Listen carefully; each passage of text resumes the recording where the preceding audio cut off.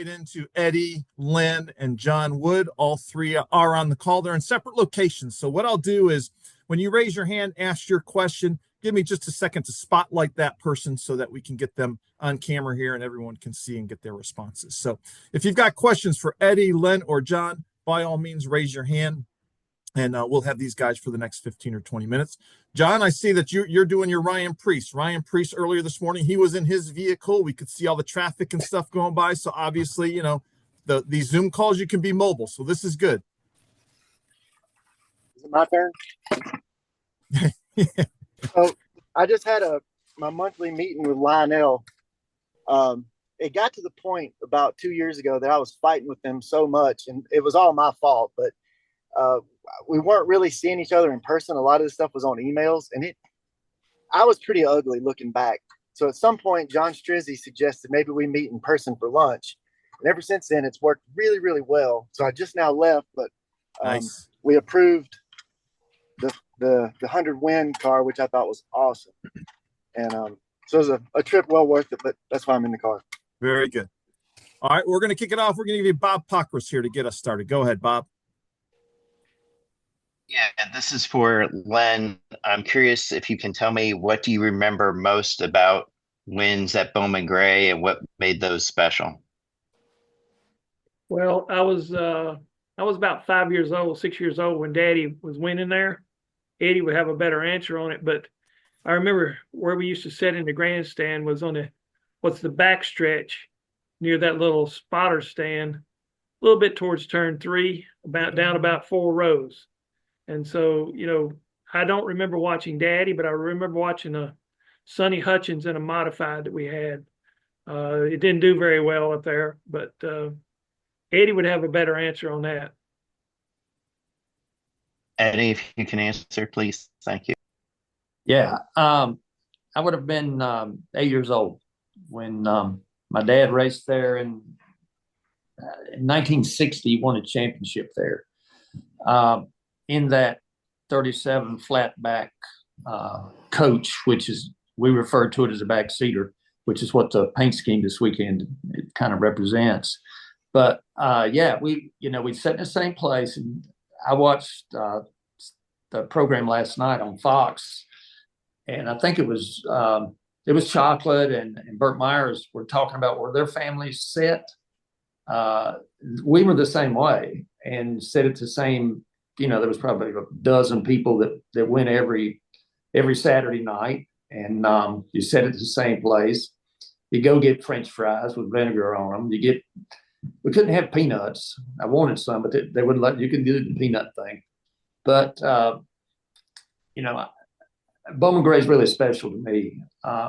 When I first heard they were, you know, even thinking about going to the stadium to race the Clash, I thought, man, that's the coolest thing ever. And I mean, I'm really into the stadium. I keep up with it weekly during the summer with, you know, the Myers boys and Brown and Butner and all those guys. It just and you know, I was listening to Josh. He was talking about the fighting and the stuff that goes on there. You know, you didn't really see any of that out in LA, but there's something about Bowman Gray that just brings out the worst in people, or the best. You can say it either way you want it. But I think everybody is really, you know, amped up about doing well there. I know we are.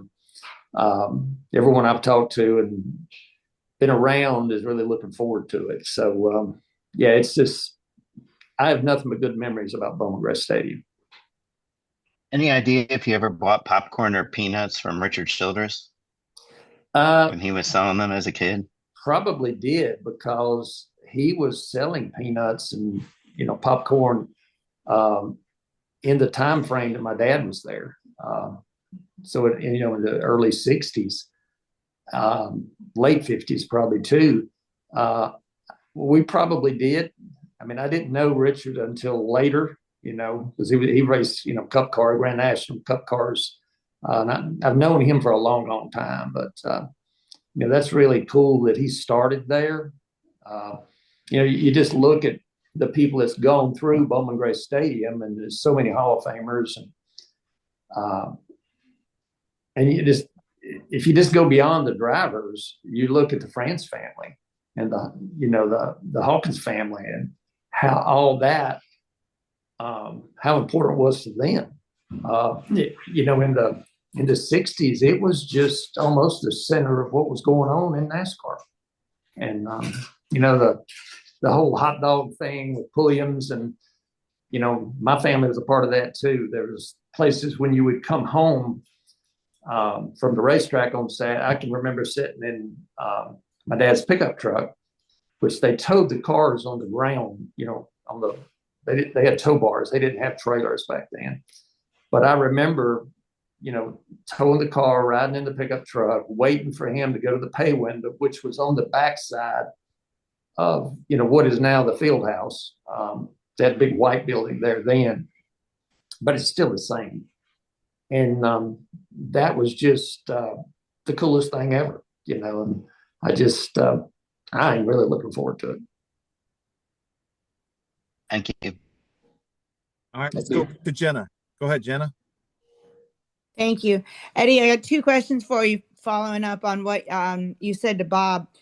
How come you were never allowed to get any peanuts?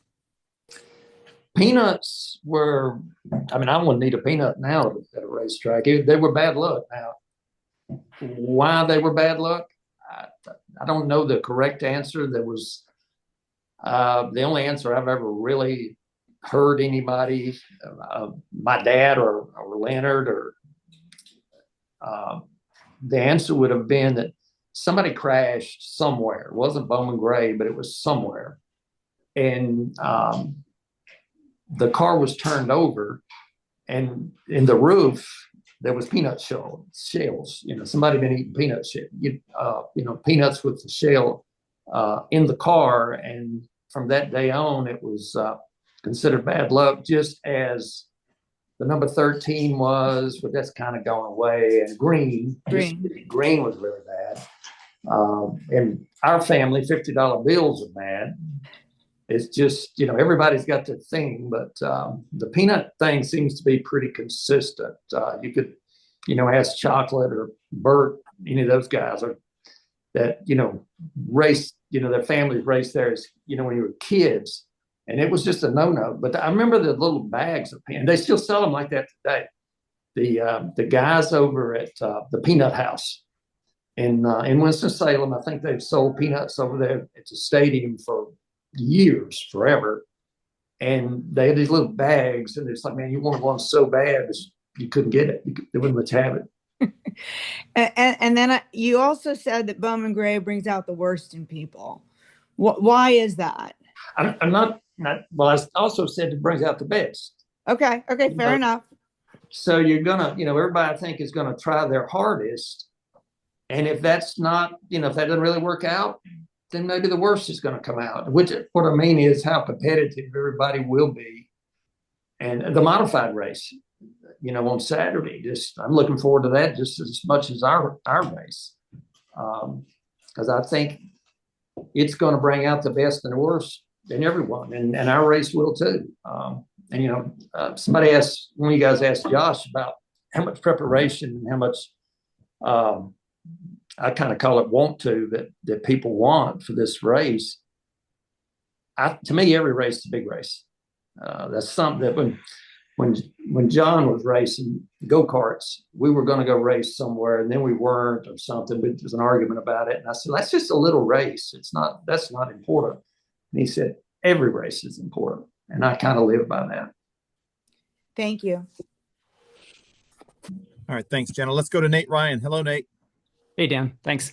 I guess I could start with Eddie because he's there, but if Len and John wanted to chime in on this as well, I'd be fine with that. Actually, I appreciate it. From 1979 to 2021, the Clash was always at Daytona, obviously under various names, but it was always sort of the exhibition that kicked off the season at Daytona. And now the last 4 years, LA 2022 to 24, and now going back to the future at Bowman Gray. I'm wondering, you guys have such perspective on tradition and history in NASCAR, but it seems like this is an example of where NASCAR being open to taking this event elsewhere is kind of worked out. I'm just wondering on your perspective on what it's like to kind of where the Clash was always traditionally in Daytona to kick off the season. Now it seems like it's almost become accepted virtually overnight to do it elsewhere.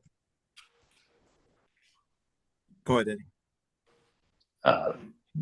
John or Lee can have that one. I've been talking enough. All right, John, go for it.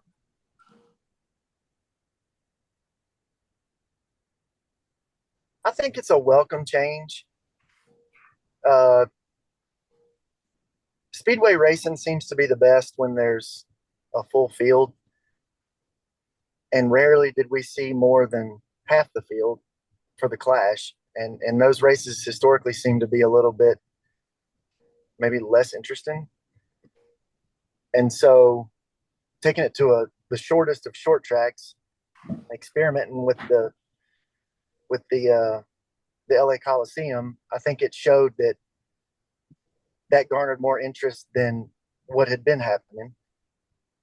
Ratcheting it up one more notch and bringing it to the Bowman. And the Bowman Gray, I think that was actually an experiment. Looking back on it, I think they experimented with the Clash at the Coliseum, hoping to bring it to Bowman Gray. I don't know that anybody will ever admit that. I don't know that Jim would ever admit that, but it seems to be that's how it evolved. And I feel like there's no reason it wouldn't be one of the best exhibition Clash races that's ever been. Len, you got a thought? Yeah, I would say back in the days of Daytona, there were 20 laps, and you're talking about being over in like 16 minutes, 17 minutes. And that was a short show. What they did at the Clash with those, with the heat races, with the Ice Cube, whoever it was, and the singers and stuff like that, they made a whole day of it. And I think that went over much better than a 17-minute show. Yeah, I agree with that. If you go way back to when the Clash started, one of those years, and Nate, you were probably there. No, you may not be old enough, but I think it was 8 cars. Maybe one of the years that I think Cale Yarber or Baker won the thing, but they just kind of all got in line and run their 20 laps and it was over. But, at the time, it was a big deal. It was a big honor to be in it because you had to, in those days, you had to sit on a pole the previous year. But the way they're doing it now, instead of a race, it's an event to me. You got so many things going on with it. Back to the modifieds, that's and those are the guys that race there weekly, and I just think it's good for Winston-Salem because I've been down there, in the middle of summer, been down there opening night for the weekly series, and it's packed. I've seen 20,000 people there with 6 to 10 people on that. I tell you what I'm interested in seeing is the back wall above the grandstand. I've seen that thing with people that are 6 deep. So I'm interested to see how that shakes out, but I liked what they're doing. Good stuff. Appreciate it. I think you're right, Eddie. I looked it up. I think in 2021, when there were like 6 cars running at the end of the Clash in Daytona or something, yeah. I think there were like 8 or 9 in that 79 race, that first one. So I think you're right. Great stuff. Thanks. Appreciate the answers. Well, there was a couple of times those races, the highlight of it was getting your Busch Clash coat. Yeah. They gave all the team members. That would have been the highlight of the week. Yeah, it was. All right, let's go to Steven Taranto. Go ahead, Steven.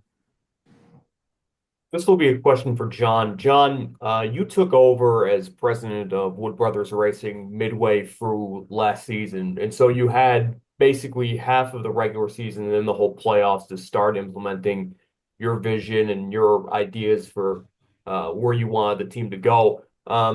Now that you're entering your first full season as team president, how much progress do you think you've made on that front? And then what do you think you guys still have left to accomplish in terms of getting the Wood Brothers where you want them to go?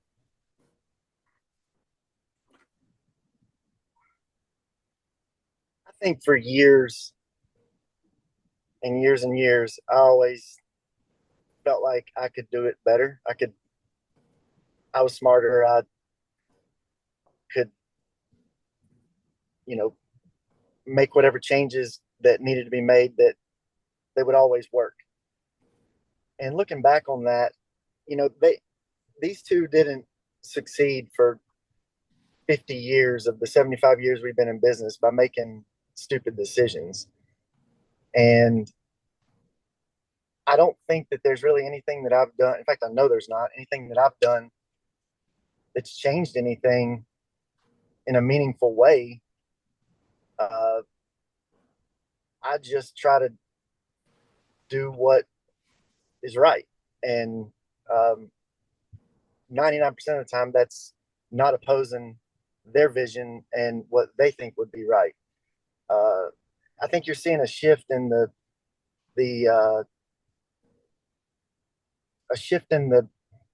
ownership not ownership, but the leadership model in NASCAR. You've got guys like Justin Marks coming in that is a lot younger and he does things differently. So it's not wrong to bring in younger guys to try to run these teams, but I don't want to do anything different, and I'm not from the ideas and the model that they've created for this race team. We do things quite a bit differently than anybody. Every team have their own nuances, and with that there are pros and cons, but we do things quite a bit different, and some of it may not be the best, but if you add all of it together, I think what we do seems to work. Gotcha. Thank you, John. All right, thank you, Stephen. Let's go to Claire B. Lang. Hello, Claire, again. Let me ask the Wood brothers, all of you can chime in or whatever. I was asking Josh Berry about the freedom to checkers or wreckers, how brutal that race is going to be.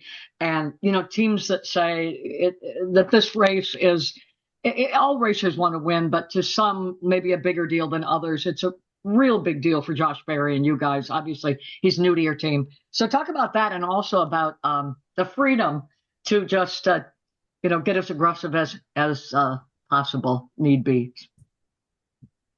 I guess I'm the oldest, so I'll start. I like what Josh said. Somebody runs into me, I'm going to run into them. That's kind of the way I like that. And that fits Bowman Gray Stadium. Back to that. Pretty much these races, this race in particular is going to be short, and things are going to be tight and stuff like that. But, everywhere we race every week, they're so competitive. You just about got to run as hard as you can run all day long. And there's the days of planning strategy and waiting 3/4 of the way through the race. No, you can't do that now. I mean, if you don't run as hard as you can run, they'll be lapping you quick. If you don't have a good qualifying spot, they'll get to you anyway, because somebody always gets out front and goes. So I'm leaving it up to Josh. He can do that. Anything he does, I'm good with it. John? I mean, he summed it up pretty well. I got really nothing to add to that one. I don't really. Yeah, I mean, he pretty much nailed it. You good, Claire? Yeah, I'm good. Thank you. Good job. Good luck, you guys. Thank you, man. All right, Yeah. let's go to Deb Williams. Hello, Deb. Hey, how are y'all doing today? Good. This more is directed to Eddie and Lynn, since you got to see your dad race at Bowman Gray and race successfully at Bowman Gray. When it was announced that was the site of the clash, what emotions did you have knowing you were going to get to see the 21 race at Bowman Gray again? And did you start reminiscing? Yes, ma'am. I think I did. He raced 3 different numbers at Bowman Gray. He raced the 22, which he kind of started with that. He raced the 16, he actually won 3 races in number 16. And the last race he won in 63 was in the 21. So just having it, being back over there, it just takes me back to a kid. When you're a kid, it's like, you remember stuff going to elementary school that was good, that you really, you think about. You don't necessarily miss it, but when it gets brought up again, you're reminded of it and how good it was. And that's the kind of way I am with Bowman Gray. It's just, I don't have to go sit down and watch. Just being in the area. I mean, every time I go down 52, going to Charlotte, Bowman Gray is on the left. I look over there and I think about it. I always try to look at the lights, because the lights, those are the first lights I ever saw or remember at a racetrack. And those were kind of special, the way they were. And that's one thing I really applaud Joey and, just Jim, everybody that's got anything to do with this. The lighting they did is great. I mean, I haven't seen it myself, in person, but the way they did it, the formation of them, the way they're shaped, they didn't take away from what it used to look like. That's what I think is so cool about the stadium. It's still like it was. They could put up 2 goalposts in the infield and you'd have it. It's just like I said, I'm all about it. What I'm about amazed with the history of everything that our family did, Daddy did in particular. The oldest dated trophy we have is 1952 at Bowman Gray Stadium. And Daddy won 29 races there. He won in modifieds, sportsmen's, convertibles, and Grand Nationals, which we now know as Cup. Mm-hmm. So that was, we've got a long history there. And you're talking about going down 52 to Winston. Do you still go down there to eat at Steak and Shake in Winston? We ate at Kermit's the other day. Yeah. With David Hoots. Oh, yeah. Really? Okay. Great. And Leonard. Okay. Great. Thank you. Hey, I got a question for you guys. Tell me who Mr. Bowman Gray was. I saw that last night, and I knew there was a man named Bowman Gray. Yeah. Was he a tobacco guy or I think you're right. I think you're right, Eddie. I should do my research. I don't think he was affiliated with Wake Forest, but I think you're right. I think he was tobacco. Okay. You give me a homework assignment. I will take that assignment on, and I will report back to you on Saturday. Yeah. Okay. Cool. Yeah, I don't think Wake Forest University was in Winston-Salem when Bowman Gray Stadium was created. I think it was still in Wake Forest, North Carolina, before it moved to Winston. I think that's right. Yeah, having worked at Wake Forest, I know that to be a fact too, Deb. So I got all That's kinds true. of homework. You were there. I'll do it. I'll figure it out. Hey guys, Bowman Gray Sr. was president and chairman of RGR Reynolds Tobacco Company. Really? That's what it says. He was born in 1874 and he died in 1935. Thank you, Jana. Thank you. Well, it's the internet. Thank the internet. I looked it up myself, and all I got was the racetrack. It wouldn't go back. I couldn't get it to go back, which I'm not very good at searching stuff anyway. If it don't pop up quickly, I'm done anyway. But yeah, thank you for that. All right. Let's close this out with Dustin Long. Go ahead, Dustin. You get the last question for the Woods. Thank you. And this is for all three, so you can keep the screen the same, Dan. Right. I'm just curious, as you begin this 75th anniversary celebration season, a lot of fans will have particular highlights of particular wins of Daytona or Darlington or Atlanta or some other places. But I'm curious for each of you is what are the moments that maybe go deeper than the wins, or the moments that, maybe you experienced in a different way that the fans, they see the wins, they see some of the other things, but they don't see the inside things from the 75 years that are the special moments that truly make this a family operation and truly has a personal feel to it for each of you. For me, if you just pick out races, I mean, if you ask me what my three favorite racetracks were, it would be, Bowman Gray, Martinsville, and Daytona Beach, and Darlington. Those four would be my pick. But we've had a lot of great wins at Daytona. The one with Pearson and Petty crashing in '76 is probably sticks to me the most, because I was on the radio with David, and we only had 2 radios in those days. So, but then I remember my dad's last win at Bowman Gray in '63. He got spun out early and drove back through the field and won the race. And, just you think back, a lot of those wins, they're all special. It gets back to every race is a big race. And, but that's those 4 tracks are probably my favorite, or anything that happened at those tracks, I remember it more. Yeah, I'm kind of the same thing on the Daytona and Martinsville and Darlington's probably my favorite ones. Uncle Delano was at our shop the other day, and he said something on the order of, I've got more super speedway wins probably than any other jackman that's ever done it. I said, whoa, wait a minute. Forget about super speedways. I said, Jeffco, Georgia, 100-miler in 1968 means just as much as the Daytona 500 as a win when you're counting to 100. We went counted up. He has 92 wins as a jackman. And then Uncle Leonard has 96 as a crew chief. That's pretty amazing.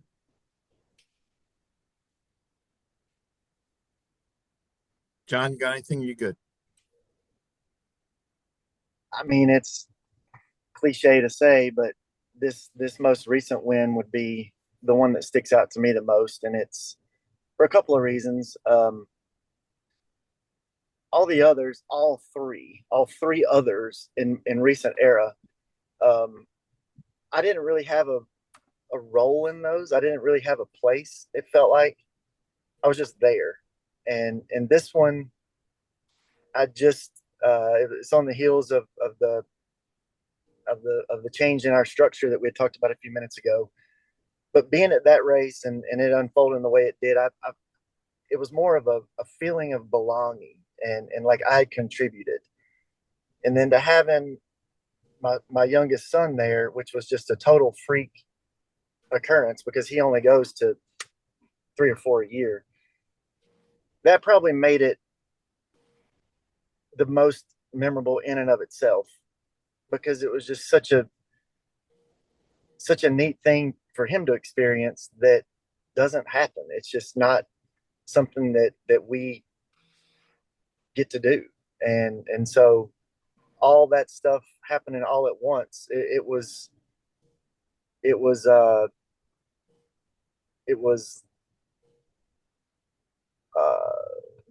what it's sensory overload. That's the word I'm looking for. But it was definitely the most memorable. Thanks. I appreciate it.